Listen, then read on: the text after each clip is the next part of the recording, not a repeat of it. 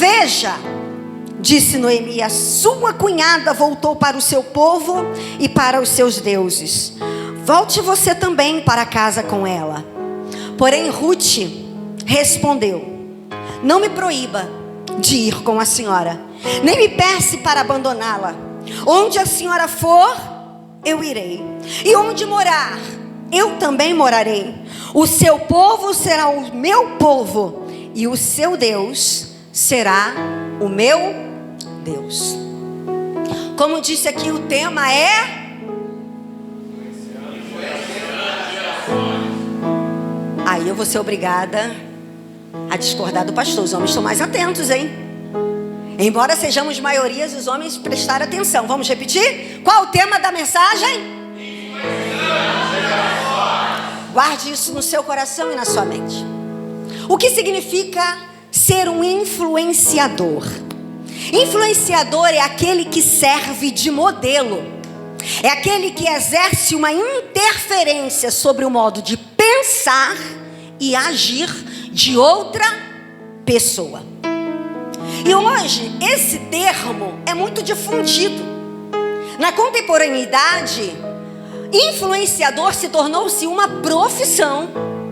No mundo midiático nós vamos encontrar lá os influenciadores digitais. E quem são os influenciadores digitais? São esses indivíduos que exercem influência no comportamento e modo de pensar das pessoas. E fato é que todos nós buscamos referências. Todos nós buscamos um ponto pelo qual nós podemos nos influenciar. E isso faz parte do nosso desenvolvimento enquanto seres humanos. Todos nós sempre fomos, somos e seremos influenciados por alguém. E também seremos influenciadores de alguém. É por isso que nós precisamos ter o cuidado, sermos criteriosos com os ambientes e com as pessoas que nos cercam.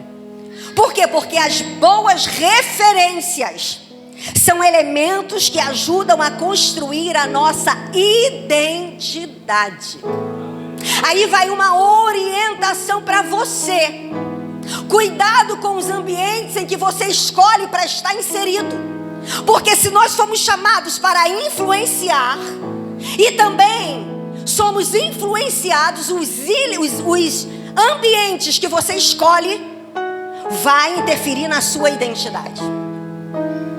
As pessoas que você escolhe para ser seus referenciais vão interferir na sua identidade. Um dos sinônimos de influenciar é inspirar. E o que é inspirar? O verbo inspirar significa transmitir ânimo a alguém. E a Bíblia, ela vai trazer inúmeras referências de mulheres e homens que foram inspiradores, que são influenciadores até os dias de hoje. E hoje nós vamos falar um pouquinho sobre algumas dessas mulheres fenomenais. E eu escolhi Noemi e Ruth. Mas antes de falar sobre Noemi e Ruth, eu quero fazer menção dessa mulher que nos inspira todos os anos, que se chama Débora. Essa mulher tornou-se uma fonte de inspiração para as mulheres do seu tempo e em todas as eras da história. Olha, centenas, até milhares, né, algumas milênios de anos em que essa mulher viveu. Até hoje nós mencionamos sobre ela, que é Débora. Débora viveu no mesmo cenário de Ruth e Noemi. Mesmo cenário. Mas elas não foram contemporâneas. Elas viveram no mesmo ambiente caótico. Elas viveram na época dos juízes, porém em tempos diferentes. Por quê? Porque o período dos juízes durou cerca de 410 anos. Débora, ela viveu muito antes de Noemi e Ruth, mas ambas compartilharam o mesmo contexto social e político. E quando olhamos para o livro de Juízes, nós vamos ver que o livro de Juízes, ele é um livro deprimente de se ler. Por quê? Porque mostra o período de trevas espirituais de uma nação inteira, que durou 410 anos. Desde Josué até Samuel, não houve rei em Israel. E quem governava? Os juízes. E Débora foi uma desses juízes, a única mulher, inclusive. E durante esse período, por que é um período triste e deprimente? Porque durante esse período nós vamos ver o ciclo vicioso de um povo em relação ao pecado. O povo de Israel se esquecia de Deus. E aí Deus permitia que as nações vizinhas começassem a oprimir aquele povo. E aí, debaixo de um jugo, debaixo da opressão, eles se lembravam de Deus. E aí clamavam ao Senhor. E Deus, então, movido de misericórdia, levantava um juiz. O juiz ajudava o povo a se libertar do jugo. E aí o povo ficava firme. O juiz morria, o povo voltava a pecar. Aí Deus permitia de novo que outra nação se levantasse. Aí o povo se arrependia, Deus levantava o juiz morria, o povo voltava a pecar. E durante 410 anos, houve uma continuidade desse ciclo vicioso de pecado. E aí neste período de 410 anos, a Bíblia vai dizer que não houve mal que este povo, o povo de Israel, não houvesse sofrido, não houvesse experienciado. O livro de Juízes vai trazer para nós que enquanto o povo se afastava de Deus, Deus permitia que eles sofressem todos os tipos de flagelo. E aí é este o contexto em que essas mulheres, Débora, Ruth e Noemi, estão inseridas. É nesse contexto de caos, é nesse contexto, sabe, de desistência, é nesse contexto de apostasia que essas mulheres se levantam para ser uma influência, não apenas no momento em que elas estavam vivendo, mas que pudesse ecoar até os dias de hoje para as nossas vidas. E no verso de número 5 de Juízes, número 7 de Juízes, capítulo 5, a Bíblia vai dizer o seguinte: que Débora se levanta. Ela vai narrar acerca do contexto em que ela estava inserida. Havia desistência. Ela vai dizer que os aldeões haviam desistido. Os aldeões, o povo, havia desistido de lutar porque eles estavam vivendo debaixo de um jugo. Mas ela diz: então eu levantei-me. Levantou-se uma mãe em Israel. Débora, ela se levanta, ela toma a atitude de se erguer, de se posicionar.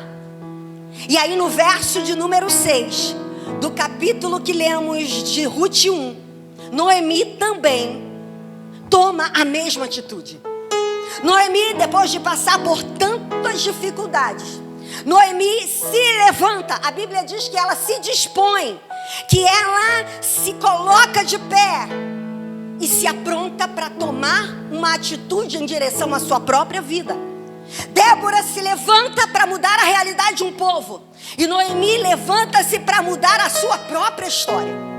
Esse texto vai dizer para nós, ou esses textos, esses relatos, de que existe uma necessidade urgente de nos levantarmos, de nos posicionarmos, de nos erguermos, sabe, de nos aprontarmos para aquilo que Deus tem e quer fazer por intermédio de nós e para nós. Amém? E Ruth, no capítulo 1, no verso 6, a Bíblia vai dizer que ela soube que Deus estava favorecendo Israel, Noemi, e ela resolve voltar, porque Deus estava agora abençoando o seu povo. O cenário era um cenário de decadência, como eu disse aqui, de desistência e caos. Para a gente entender um pouquinho o que era o tempo dos juízes e falarmos um pouquinho de Débora, a gente precisa inseri-la no contexto em que ela estava vivendo. O texto vai dizer, a Bíblia vai dizer que nos dias de Débora, a nação de Israel estava passando por intensas dificuldades. O rei Jabim, o rei dos cananeus, se levantou contra o povo de Israel.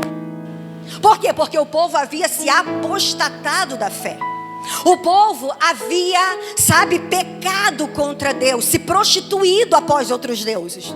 Então Deus permite que Jabim, o rei de Canaã, subjugue o povo de Israel. E o texto vai dizer que ele se posiciona no vale. E do vale ele conseguia manipular, controlar, julgar, subjugar o povo de Israel. E nesse contexto, nós vamos ver que Débora se levanta. E presta atenção, Débora se levanta em um contexto muito contrário a qualquer mulher se levantar. Porque Débora se levanta em uma cultura extremamente fechada para as mulheres. As mulheres ali tinham apenas a função procriadora. Elas não podiam ser líderes, elas não podiam ter expressões. Mas Deus levanta exatamente uma mulher para contrariar tudo aquilo que os homens pensavam ser. E a Bíblia vai dizer que Débora então se levanta. Para vocês terem uma ideia, Débora era tão excluída e ela vivia de fato essa realidade, de viver nesse contexto de extrema, eu vou dizer, de um contexto fechado às mulheres, extremamente cultural, fechado às mulheres, que Débora não tinha o mesmo direito que os homens em ser juíza. Por exemplo, os homens, ao julgar, ao ser juiz, como tantos outros houve, eles julgavam nos portões da cidade. Os homens tinham essa licença. Mas Débora era uma mulher. Então ela não tinha poder ou autonomia para estar no meio dos homens e julgar o povo. O que ela fez? Ela procurou um ambiente para que ela pudesse cumprir o propósito que Deus estava enviando ela para fazer. Ela procura uma árvore. E o texto vai dizer que debaixo daquela palmeira, Débora deliberava. Ela deliberava, julgamento para o povo. Ela resolvia as questões pessoais do povo. Era uma mulher fora do seu tempo. Ontem nós ouvimos, era uma mulher fora da curva. E de fato o era. E Débora é uma referência para nós, porque embora ela fosse conhecida como a juíza, embora ela fosse conhecida como a profetisa, Débora, ela é mencionada, ela é referenciada primeiramente como esposa. O texto vai referenciar Débora da seguinte forma: Débora, mulher de Lapidode, juíza e profetiza, ou profetiza e juíza de Israel. Isso nos mostra o intenso, papel de influência que Débora tinha dentro da sua casa. Débora, ela não negociou um princípio. Embora ela tivesse uma profissão, porque o juízo ali era uma profissão. Embora Débora tivesse comprometimento com Deus, porque um profeta, para liberar a palavra, ele precisava ter tempo a sós com Deus. Ele precisava ter uma vida íntima com Deus. Por quê? Qual era a função do profeta? Ouvir Deus e transmitir os seus oráculos para o povo. Então, ao mesmo tempo que Débora, ela trabalhava fora como juíza e que ela tinha intimidade com Deus, Débora não negociou e não abriu mão de ser uma esposa exemplar.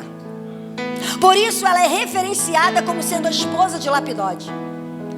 Nós vivemos hoje em uma cultura tão manchada ou tão, corrompida pelo feminismo radical, que nós temos tido dificuldade de encontrar valor nesse papel. E esse papel é fundamental para que os demais sejam desenvolvidos. Se você é casada, você precisa entender que deve ser uma honra você ser esposa. É uma honra você cuidar do seu lar. É uma honra você servir seu filho, seus filhos, seu marido. E a Bíblia vai dizer que a mulher virtuosa, ela será honrada. Nós vamos ver que a honra de Débora se dá exatamente por quê? Porque ela não negociou esse princípio. Embora ela tivesse tantas ocupações, ela era a esposa de Lapidode. Ela era a dona de casa exemplar. Ela era a mãe exemplar. E muito provavelmente, pela idade de Débora era avó, talvez até bisavó. Mas ela é referenciada exatamente pelo papel fundamental da mulher de um homem. Irmãos, isso aqui deve ser muito bem observada por nós, mulheres que queremos ser como Débora. Porque é muito bonito a gente colocar essa blusa e achar que é só sair por aí dando mentoria, só sair por aí, pavimentando, direcionando as pessoas. Mas se a gente negligenciar esse testemunho de Débora, não estamos sendo Déboras autênticas. O nosso ministério começa dentro da nossa casa. Débora, esposa de Lapidode. Débora era uma mulher multitarefas, uma mulher multifacetada. Além de esposa, ela era serva, profetisa. Além de serva, profetisa, ela era juíza. mas o referencial em todos esses quesitos. Débora então se levanta como uma influência, como uma influenciadora. Débora, ela influencia cerca de 5 tribos, porque Deus usa Débora para liberar uma palavra profética para Baraque, dizendo: Baraque, Deus te manda, ou Deus manda você ir e lutar com Jabim. Para vocês entenderem o grande desafio de Débora, Jabim era o cara, era o maior rei, mais temível da época em que Débora estava vivendo. Jabim possuía um contingente numeroso de soldados bem treinados, bem armados, fortemente, belicamente, bem munidos. Eram homens experimentados na guerra. Jabim também era o único exército que possuía, o exército de Jabim era o único que possuía cerca de 900 carros de ferro. Nenhum exército possuía tal armamento. Nos dias de hoje seria um exército com maior número de tanques.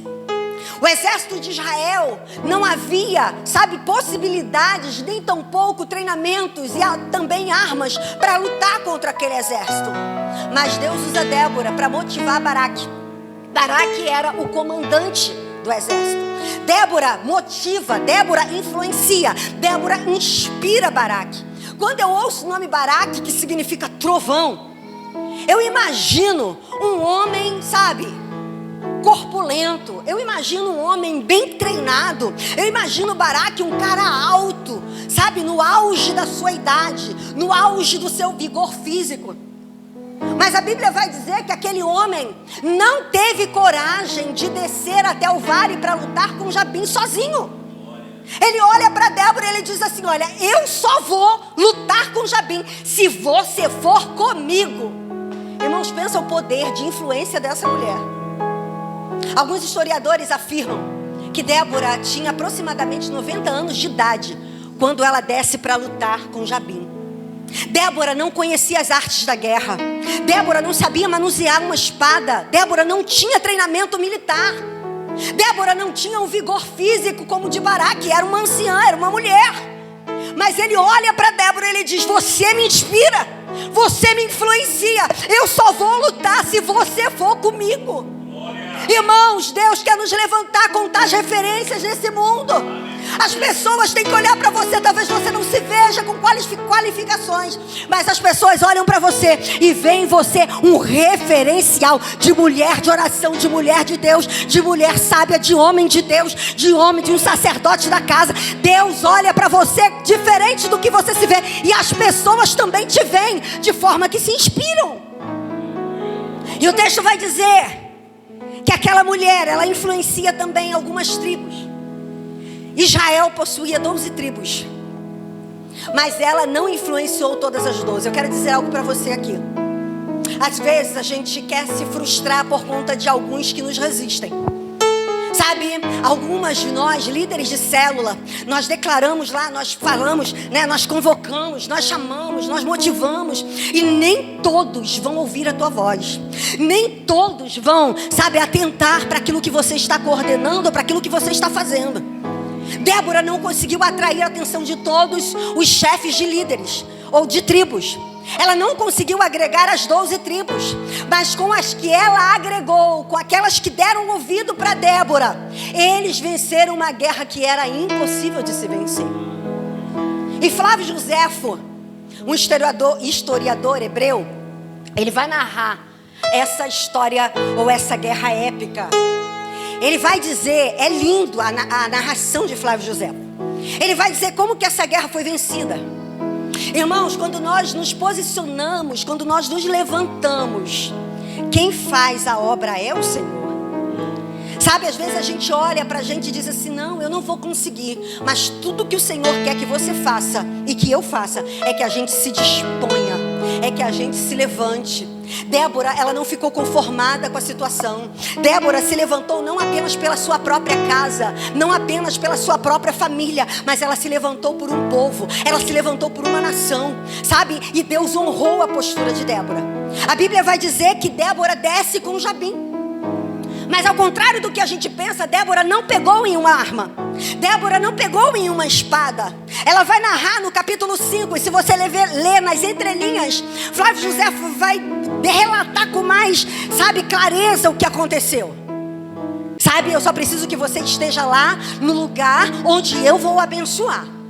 E a Bíblia vai dizer que enquanto Baraque desce para lutar contra Jabim, Débora, ela se posiciona em algum momento, em algum lugar do trajeto. Ela dobra os seus joelhos e ela começa a orar. A arma com que Débora venceu essa guerra foi a oração. Ela narra no cântico em que ela vai, adorar, exaltar o nome do Senhor no capítulo 5. E enquanto Débora ora, e enquanto Jabim está no vale e Baraque está descendo para se encontrar com Jabim, a Bíblia diz, Débora vai narrar, mas Flávio José dá essa narrativa que o céu se fecha. Uma nuvem densa paira sobre o vale. E Deus envia uma chuva torrencial como nunca vista antes. Uma chuva de granizo e vento forte. Lembra, o exército de Jabim tinha carros de ferro, sim ou não? 900. O exército de Jabim tinha armas de ferro, sim ou não? A armadura deles era bem equipada, bem selecionada. Eles não tinham frecha na armadura, eles estavam bem, munidos. Mas pensa num carro de ferro, num vale. É um terreno acidentado, cercado por montes. A chuva torrencial fez com que a água descesse com velocidade dos montes, transformando o vale em um pântano. As rodas daquele carro de ferro se atolaram, não se moviam. Os soldados, com a forte chuva, não conseguiam mobilidade. E sabe o que Deus fez? Mas pastor, o exército de Deus também estava ali, o exército de Israel também estava. Como é que eles se viraram na chuva? Flávio José vai dizer que a chuva vinha nas costas do povo de Israel. O exército de Israel estava sendo empurrado para frente com a chuva, mas vinha de frente do exército de Jabim. Eles não conseguiam enxergar um palmo diante do nariz. Havia uma chuva, relâmpago, vento, havia pedras de granizo. Eles não conseguiam se mobilizar. Sabe o que acontece? 10.000 homens varre um exército inteiro, porque uma mulher se levantou e se posicionou em oração, dizendo: eu sou mãe dessa nação, e aqui Deus tem a primazia e a vitória é certa. Precisamos de Débora em São Simão, irmãos. Déboras que dobram o joelho e que ministra a bênção, e Deus vai fazer o milagre. É Deus quem faz. É dessa forma que Débora vence. E aí o que acontece? Um comandante chamado Cícera consegue fugir do ambiente de guerra. Mas aí ele foge. E o texto vai dizer que o exército de Jabim era munido por um metalúrgico. Havia um homem chamado Eber, que fornecia armas para o exército inimigo de Israel. Esse homem era um queneu ou um midianita. Só que dentro da casa daquele homem, que trabalhava para o povo inimigo de Deus, havia uma mulher que havia sido tocada pela influência de Débora. Débora se levanta como mãe. Quando você se levanta, você sempre vai inspirar algumas mulheres à sua volta. Débora se levanta, e quando ela se levanta, ela inspira uma outra mulher que não fazia parte do povo de Israel. Uma mulher que ouviu falar que uma senhora julgava uma nação, uma senhora liberava a palavra profética, uma senhora estava numa guerra travada contra o inimigo, e ela diz: eu vou cooperar com isso. O meu marido serve aos deuses estranhos, mas eu conheço o Deus de Israel. Eu quero dizer para você, mulher que está aqui, que teu marido ainda não conhece Jesus. Você é a referência do teu lar, você é a coluna da tua casa, você é a Jael que Deus está levantando para mudar realidades. E aí Cícera foge. No meio do caminho ele encontra a tenda dessa mulher, Jael, uma mulher da tribo dos queneus, também uma midianita, esposa de um marido que servia arma para ele. E ela diz, ele bate lá na tenda de Jael e diz: me dê abrigo. Molhado, cansado, ele havia lutado, quem sabe ferido. E Jael o reconhece como inimigo do povo de Israel. E ela diz: pode entrar. O texto diz que ela oferece uma bebida quente para Cícera. Cícera, com o corpo molhado, cansado, ele relaxa e dorme. E quando ele dorme, ela pega uma estaca da tenda e ela mata o inimigo, dando fim e vitória completa ao povo de Israel. 2 mulheres num tempo, sabe, contrário a qualquer probabilidade de vitória, se posicionam e mudam uma realidade. Deus quer nos levantar para mudar realidades e cenários. Deus conta comigo. E quando uma Débora se levanta, outras Jaéis são inspiradas a se levantar também. Você pode aplaudir ao Senhor?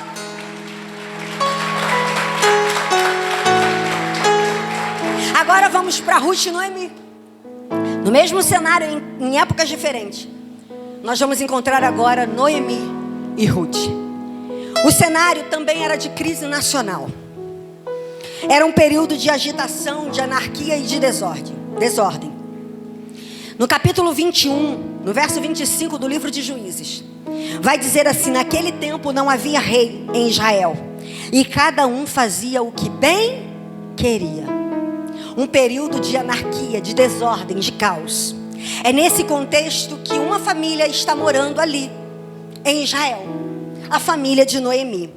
E o texto vai dizer que nesse tempo houve uma grande fome. Sansão havia morrido e Eli agora estava governando o povo de Israel. Eli agora era o juiz. Débora já havia morrido há muito tempo atrás. Mas o cenário ainda era o mesmo. A fome se estabelece. Houve tempos de carestia, tempos difíceis. O povo não tinha o que comer. E Elimeleque, o marido de Noemi, ele toma uma decisão. Ele habitava em Belém. Diga, Belém. Belém no hebraico significa casa de pão. Preste atenção nisso. Olha o paradoxo dessa história. Elimeleque morava em Belém. E Belém significa casa de pão. Mas não tinha pão na casa de pão. Não tinha o que comer ou o que se comer na casa de pão. Sabe o que é isso, irmãos? Todas as vezes que nós nos afastamos de Deus, os nossos pecados nos sentenciam a resultados danosos. Não tem a ver com Belém. Não tem a ver com a casa de pão. Não tem a ver com o ambiente que você está. Mas os nossos pecados nos sentenciam a resultados danosos. Na casa de pão não tinha pão. O povo estava passando fome. E Elimeleque toma uma decisão. Bem, eu vou para Moabe. Eu vou mudar. Vou levar minha família. Sabe, às vezes a gente tem algumas ideias que são infelizes. A gente quer abreviar o nosso tempo, o nosso sofrimento. A gente quer dar uma ajuda para Deus. E aí a gente se atropela nas decisões que tomamos. Elimeleque muito possivelmente não tenha consultado ao Senhor. E vai para Moabe. Ele vai com sua mulher Noemi. E com seus 2 filhos, Quilom e Malom. Ou Quilion e Malom. E a Bíblia vai dizer que ao chegar em Moabe, algum tempo depois, Malom se casa com Ruth e Quilion se casa com Orfa, 2 moabitas. E depois de 10 anos estabelecida em Moabe, todos os 3 homens morrem. Elimeleque, marido de Noemi, morre. Depois o seu filho Quilion, depois o seu filho Malom. E Noemi se vê desamparada. Noemi se vê em uma terra que não era dela, em um país que não era dela, em uma, cultura que ela não estava inserida, não estava pertencente, sozinha e abandonada. E a Bíblia vai dizer que agora Noemi, ao saber que Deus estava favorecendo Israel de novo, resolve voltar. E lemos que ela se levanta, ela se dispõe, ela se prepara para voltar. E no momento em que Noemi toma a decisão de voltar para Belém, as noras dela também desejam segui-la. Por quê? Porque Noemi era uma mulher de influência. Diga, de influência. Era uma mulher que inspirava. Era uma mulher que era uma referência para as suas noras. E tanto Ruth quanto Orfa diz: nós vamos contigo. Mas a Bíblia diz que Noemi amava demais as suas noras. E ela pede para que elas fiquem. Pede para que elas regressem para a casa dos seus pais. Noemi, naquele momento, sabe, ela olha não apenas para a necessidade dela própria, mas ela também percebe a necessidade das suas noras. Eram mulheres jovens ainda. Ela não poderia dar filhos para elas se casarem futuramente. Ela não tinha mais idade para gerar. E ela diz: voltem, minhas filhas, voltem para a casa dos seus pais, casem-se de novo, sejam felizes, tenham filhos de vocês. E o texto vai dizer que Orfa consentiu no desejo da sua sogra. Mas Ruth, devotada à afeição que tinha, que nutria pela sua sogra, ela não se permitiu abandoná-la. E ela disse o que lemos no verso 16: onde a senhora for, eu vou. Onde a senhora morar, eu também morarei. O seu povo será o meu povo, e o seu Deus será o meu Deus. Sabe, as histórias de algumas pessoas estão tão entrelaçadas que nós sabemos mais sobre elas duas juntas do que sobre elas separadas. Eu não sei muito sobre Noemi, eu não sei muito sobre Ruth. A Bíblia relata muito mais a fusão da vida dessas duas mulheres do que delas isoladamente. E quando a gente olha para essa história, a gente percebe uma contradição com a cultura que nós estamos inseridas, ou que nós estamos inseridos. A cultura de hoje é uma cultura que cultua, as personalidades, cultua o indivíduo. Então, para a gente, olhar e atender e entender uma história de fusão de pessoas, a gente tem dificuldade. Por quê? Porque Satanás, ele trabalha continuadamente para que a gente vive desassociado um do outro. Satanás, ele trabalha para que a gente não viva essa inter-relação. Satanás não quer que você, viva essa fusão com a irmandade.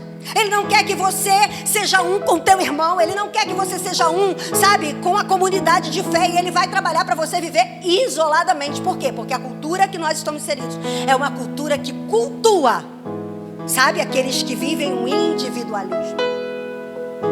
E a gente percebe, que havia diferença entre essas mulheres. Não era um relacionamento tranquilo, gente. Tem gente que pensa, olha para essa fala de Ruth e pensa assim: uau, essa sogra não existe mais. Havia um relacionamento conflituoso entre essas mulheres, sim. Eu preguei aqui na terça-feira que toda relação, todo relacionamento duradouro não é obra do acaso. Não é sorte, não é coincidência, mas é resultado de um trabalho intencional. Eu preciso decidir. E a Bíblia vai dizer que embora essas mulheres fossem diferentes, provavelmente tiveram tantas oportunidades de tensão quanto de ternura, elas optaram em estar unidas. Preste atenção, olha só, elas eram de culturas diferentes, gente. Você acha que havia harmonia, homogeneidade na forma de Ruth pensar e de Noemi pensar? Ruth, ela vem de uma cultura politeísta, onde outros deuses eram adorados também. Noemi não, Noemi vem de uma cultura monoteísta, só havia Adonai. Então elas já entravam em conflito pela cultura. Outro conflito, outro ponto de convergência entre elas, de divergência. Elas também tinham diferenças nos seus antecedentes familiares. Noemi, descendente de Abraão. Quem foi Abraão? Um homem escolhido por Deus para gerar uma nação. Quem era Ruth? Ruth era filha de Moabe, descendente de Moabe. Quem era Moabe? Fruto de um relacionamento incestuoso entre um pai e uma filha. Olha o conflito de antecedentes familiares. Havia também o conflito de idade. Ruth era muito mais jovem que Noemi. Gente, a gente consegue ter coerência com uma pessoa mais jovem ou com uma pessoa mais velha que a gente o tempo todo? Não. Hoje, quando você conversa com um adolescente, não dá, é incompatível o pensamento, não é? E se a gente for conversar com um bem mais velho que nós, também é incompatível o pensamento. Os argumentos não se alinham. Elas também não tinham, essas facilidades. Elas também tinham essas dificuldades. Elas também tinham idades diferentes. E sem contar o papel de sogra e nora, que é desafiador. Você pensa que elas se davam bem o tempo todo? Você acha que Noemi mesmo não alfinetava Ruth de vez em quando? E que Ruth também, de vez em quando também, dava uma alfinetada em Noemi? Mas o que a gente entende é que, embora elas tivessem tantas oportunidades de tensão quanto de ternura, essas mulheres que não eram perfeitas, elas optaram em se manterem unidas. Foi uma decisão. Irmãos, não vamos encontrar pessoas que sejam perfeitas, nós também não somos. Mas é exatamente a comunhão e é exatamente a decisão de nos mantermos juntos que vai nos manter firmes. Eu já falei aqui outras vezes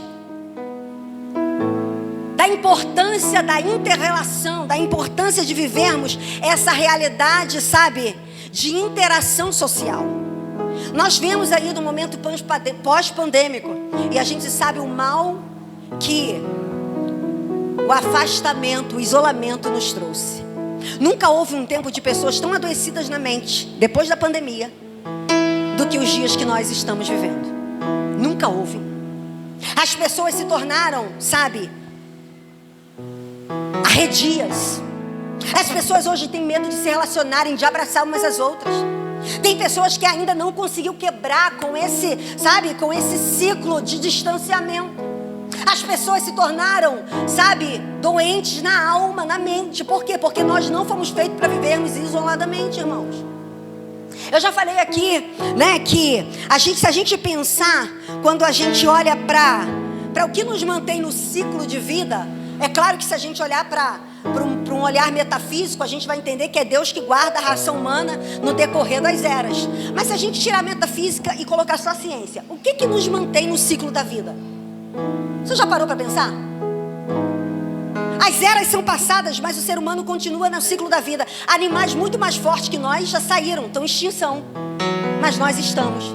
Não temos garras, não temos dentes afiados, não somos velozes, não sabemos nadar, muito mal nadamos, não voamos. Mas por que nós permanecemos no ciclo? Uma vez eu vi uma entrevista de uma geóloga e que perguntaram para ela qual é a evidência de uma comunidade, quando vocês escavam um lugar e que vocês encontram lá que houve vestígio de uma raça ali, qual é a evidência? Ela vai dizer o fêmur ou um fêmur curado. Sabe o que significa, irmãos? Qualquer animal que quebra um fêmur, ele está destinado à morte, porque nenhum animal vai parar para dar assistência àquele animal que se feriu. Um ser humano com o fêmur curado também está fadado à morte, ou melhor, com o fêmur quebrado. Ele não pode caçar, ele não pode se mover, ele não pode se autogerenciar. Então o que precisa? Precisa que alguém do clã, que alguém da comunidade pare com a sua vida para dar assistência àquela pessoa. Então se o fêmur está curado, significa que ali houve uma interação social, ali houve uma sociedade, ali houve uma comunidade. Entende? Há uma importância de estarmos juntos, há uma importância de nós estarmos, sabe, coesos. E a grande influência de Noemi estava vivendo um momento, sabe, de dificuldade. Elas foram golpeadas pela dor, pela perda, pela dificuldade. Mas Noemi teve uma atitude desinteressada. Nós estamos falando aqui sobre compaixão. Noemi podia obrigar as suas noras a acompanhá-la. Ela podia. Ela tinha esse direito. Mas ela não olhou apenas para a necessidade dela. Ela olhou para as suas noras com afetividade e compaixão. Ela não impôs, vocês têm que ir comigo, eu sou mais velha, eu estou mandando. Não, ela disse, eu vou voltar para a minha terra, mas vocês sigam a vida de vocês. Irmãos, quando nós, sabe, vivemos uma vida despretensiosa, desinteressada, nós vamos influenciar pessoas a nos seguirem. A atitude de Noemi toca profundamente Ruth. Ruth é influenciada, ela nos ensina que considerar as necessidades dos outros e não somente as nossas, Noemi nos ensina, vai fazer com que outros se animem a nos seguir, a seguir o nosso exemplo. Essas mulheres estavam numa situação caótica. E essa história me faz entender que pessoas fiéis passam por dificuldades. Sabe, nós vivemos em um mundo de negação constante. Ensinaram pra gente que por você ser fiel ao Senhor, você não pode passar por luta. Mentiram pra você e disseram que quando você está fazendo a obra de Deus, o diabo não pode te tocar, você não pode viver uma situação difícil. Pois é, essa história mostra que todos nós estamos sujeitos a passar por situações difíceis. Embora Noemi fosse uma mulher temente, ela enfrentou uma grande perda, um grande prejuízo. Por quê? Porque perdas faz parte da existência humana.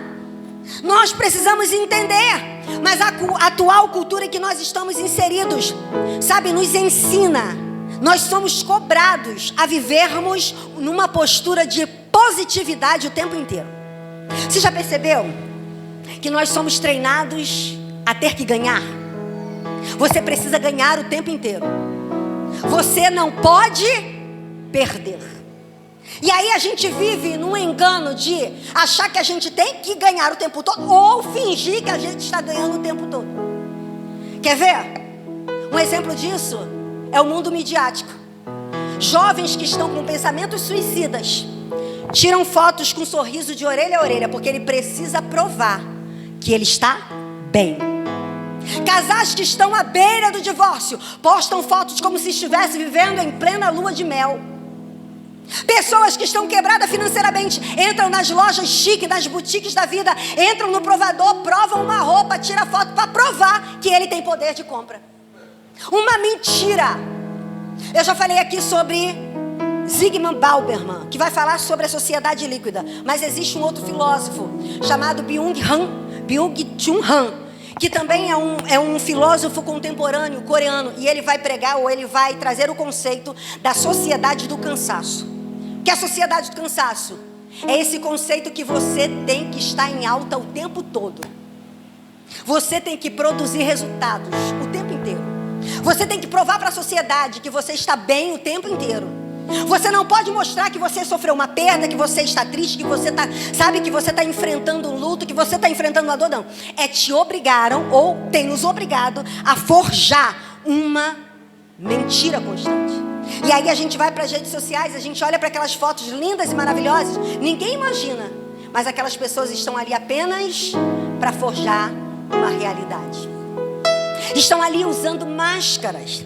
Sabe por quê? Porque essa sociedade que está nos levando ao cansaço e à fadiga, é considerado fraqueza reconhecer suas vulnerabilidades e falhas, quando o próprio Deus sabe que somos imperfeitos. Você não é uma mulher maravilha. Você não é um super-homem. Esse estigma não combina conosco. A gente vai ver aqui que Noemi estava amargurada, e ela não escondeu a amargura dela.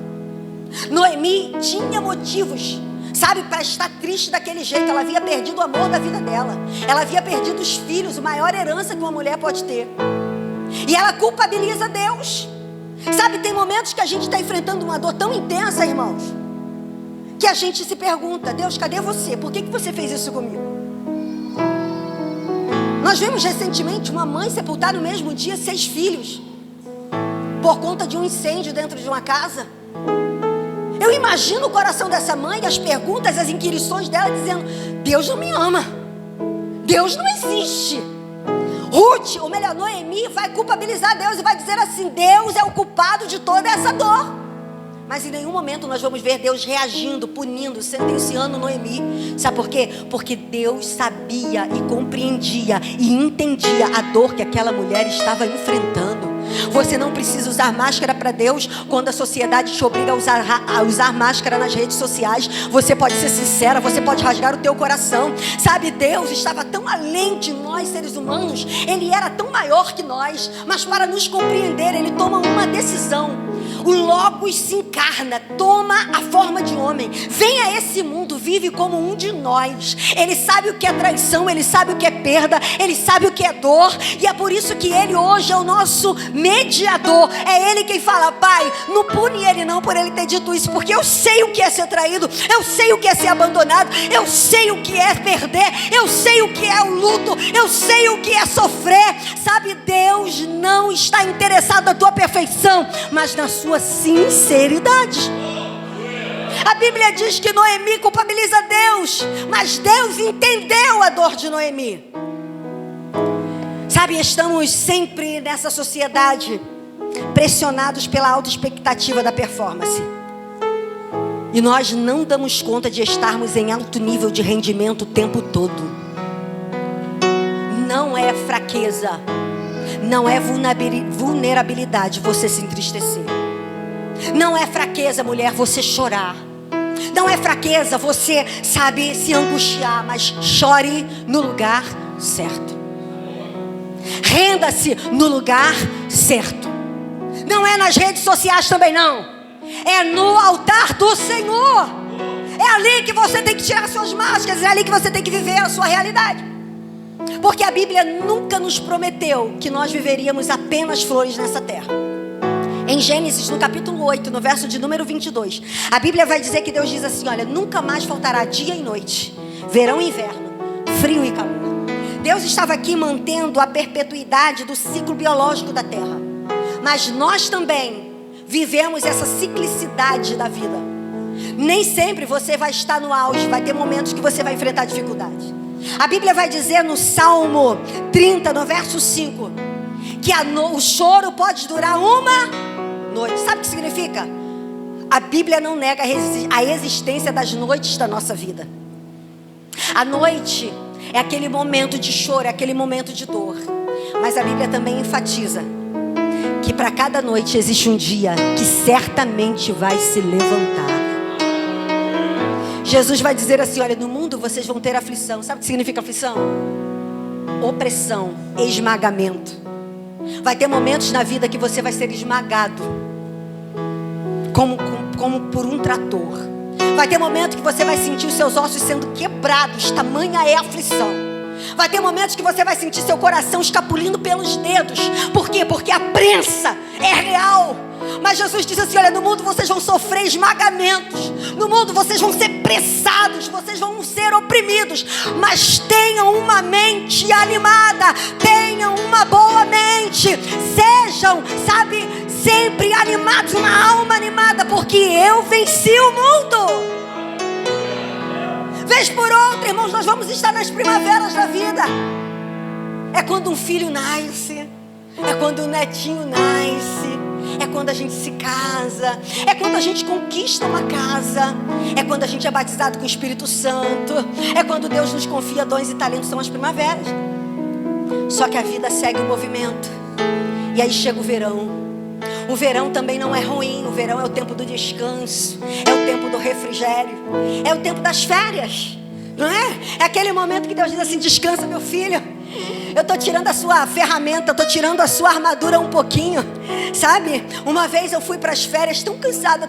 Eu falei: Deus, renova minhas forças nesse mês de janeiro. Irmãos, no dia que eu saí de férias, eu fiz essa oração aqui. Sabe o que eu vi? Deus me fez eu me enxergar como um bonequinho da Lego. Não tem alguns bonequinhos da Lego? E eu via uma mão tirando cada pecinha daquele bonequinho. O bonezinho, a roupinha. Deus me desmontou todinha. Deus me desmontou. Deus falou: agora você vai descansar. E foi a melhor férias da minha vida. Não tive estresse, não tive problema, não tive falta de dinheiro. A gente passeou, a gente brincou, foi tão bom. Aí quando eu estava chegando assim, uns 2 dias antes de voltar para as férias, Deus me deu a mesma visão. E eu vi a mesma mão pegando aquele bonequinho e montando ele todo de novo. Deus estava dizendo: estou te munindo de novo, porque a guerra continua, minha filha. Descansa, acabou. Volta! E aí eu voltei. Né? Mas as férias, o verão é o momento do descanso. Só quem fica só no verão? O apóstolo Paulo, em 2 Timóteo, ele está vivendo um outono da vida. Outono significa decadência. A palavra outono. Decadência é aquele momento em que, sabe, você começa a perceber suas folhas caindo. Você começa a perceber as dificuldades. Você começa a enfrentar umas lutas difíceis que ainda vão piorar, mas que já te dá o início, ou já te dá uma direção. Paulo estava preso em Roma, e ele estava vivendo o outono da vida dele. E aí ele escreve uma carta para o seu filho na fé, Timóteo, e diz assim: Timóteo, eu estou no meu outono.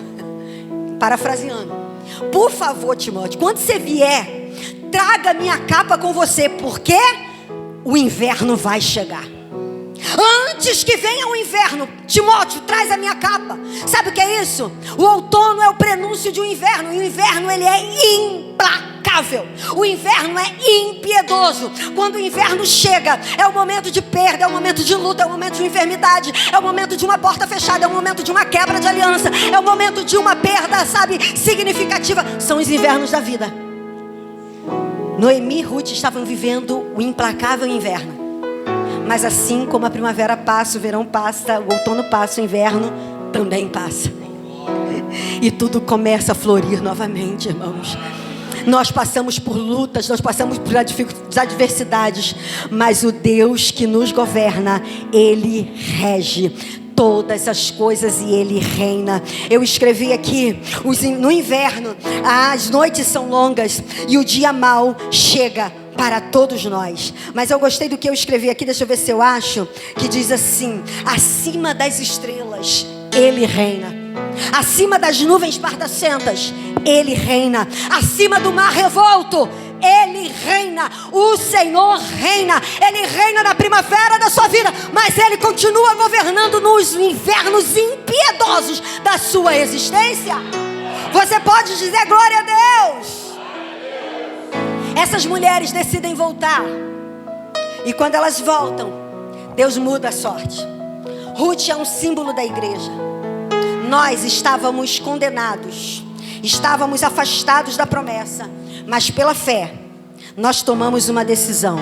Abrimos mão do nosso passado, dos deuses que seguíamos, e reconhecemos em Deus a figura do Deus verdadeiro. A Bíblia diz que quando Ruth chega em Israel, Deus levanta um resgatador. Boaz, um homem rico, redime Ruth, se casa com Ruth. Irmãos, nós somos a noiva de Cristo. Nós estávamos como Ruth, abandonados à maldição, mas Ele olhou para nós, Ele nos resgatou, Ele nos redimiu e Ele nos fez sua noiva. E um dia seremos a esposa dEle, porque as bodas estão à nossa espera. A Bíblia vai dizer que Ruth, ela se casa com Boaz, assim como nós aceitaremos também, nós casaremos com Cristo. Ruth é aceita na família, nós fomos aceitos como filhos de Deus. Ruth recebe uma herança, nós recebemos uma herança, somos co-herdeiros com Cristo. Ruth entrou na genealogia de Davi e consequentemente do Messias. Nós temos o nosso nome escrito no livro da vida. Nós somos a Ruth do nosso tempo. Nós somos a escolhida do Senhor, amém? Aplauda ao Senhor Jesus. Para fechar, em Ruth, no capítulo 4, verso 17, as mulheres começam a cantar dizendo: nasceu um filho para Noemi. Irmãos, Noemi era uma idosa. Quem casou foi Ruth. Quem engravidou foi Ruth. Mas sabe, no momento em que Noemi abriga Ruth no seu ventre espiritual, Deus fez com que Noemi fosse agraciada de novo com a maternidade. O filho de Ruth era a provisão de Deus para a vida de Noemi. Deus quer levantar mulheres nesse tempo que gerem filhos, filhas para o reino dele, amém?